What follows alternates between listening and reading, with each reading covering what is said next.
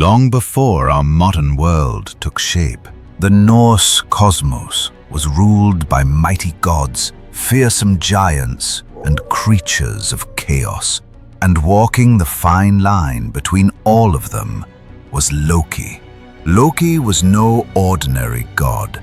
He was the god of mischief, a shapeshifter, a smooth talker, and a master of manipulation. He wasn't born in Asgard like the other gods. He was born among the frost giants, ancient enemies of the gods, but somehow Odin, king of the gods, saw something in him. He made Loki his blood brother, binding them together by oath. And so Loki became one of the Aesir, the gods of Asgard. But even among gods, he was unpredictable. One moment he was their greatest ally, the next their greatest threat. In the beginning, Loki was surprisingly useful. When the gods woke up one morning to find that Thor's mighty hammer, Mjolnir, had vanished, panic spread across Asgard. Without it, they were defenseless. Loki flew, literally, to the land of the giants to find it. He discovered that a giant had stolen the hammer and would only return it if he could marry the goddess Freya. Of course, Freya refused. So Loki came up with a plan: dress Thor as a bride and sneak him into the wedding. Ridiculous? Absolutely. But it worked. Thor reclaimed his hammer and destroyed the giant mid-ceremony. Chaos, yes, but it saved the day. That was Loki's style. Another time, when the gods needed a protective wall around Asgard, a mysterious builder appeared and offered to build it, but only if he could marry Freya and claim the sun and moon. The gods agreed, but only if he could finish within one season. With help from his powerful stallion, he was making progress. Too much progress. Once again, Loki stepped in. He transformed himself into a beautiful mare and lured the builder's horse away. Without the animal's help, the wall couldn't be completed.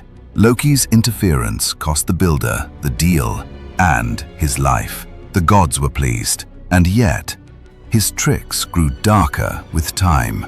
Loki loved stirring the pot. He'd insulted gods at feasts, start arguments, and sow doubt wherever he went. But the turning point came with the story of Balder, the beloved god of light. Balder was loved by all, kind, wise, beautiful. But he began to dream of his death, and his mother, Frigg, panicked. She traveled across the world asking everything: rocks, fire, water, animals, plants, to swear not to harm her son. All agreed, except one, mistletoe. It was small, weak. She thought nothing of it, but Loki did. He crafted a sharp dart from mistletoe, and during a game where the gods took turns throwing objects at the invulnerable Balder, Loki approached his blind brother, Hoder. He offered to help him play, guiding his hand, and aimed the dart. It struck. Balder fell, dead, before anyone realized what had happened. The gods were horrified. The light of Asgard was extinguished, and for the first time, Loki had gone too far. They captured him, but not without a fight. Loki fled, shape-shifting through rivers and mountains, but the gods eventually caught him and dragged him deep into a cave. There, they tied him to 3 stones with the entrails of his own son.